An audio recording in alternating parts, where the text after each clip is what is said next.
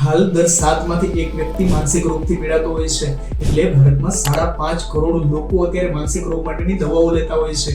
Anxiety અને ડિપ્રેશનનું નામ તો તરત જ આપી દેવામાં આવે અને દવાઓ ચાલુ થઈ જાય, પણ એમાંથી ખૂબ જ ઓછા વ્યક્તિઓ એવા છે કે જે મન ઉપર કાબુ કરવાવાળી મૂળ સારવાર સુધી પહોંચતા હોય છે.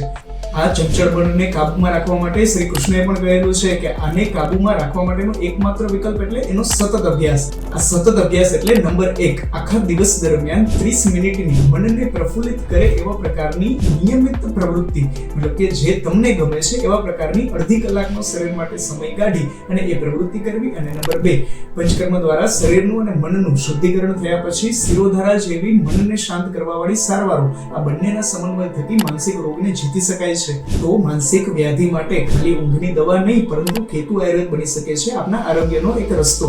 તો આવી એન્ઝાઇટી ડિપ્રેશન માટેની પરેજી જાણવા માટે કે પછી સારવારમાં લાગતા સમયની જાણકારી માટે આજે જ અમને સંપર્ક કરો.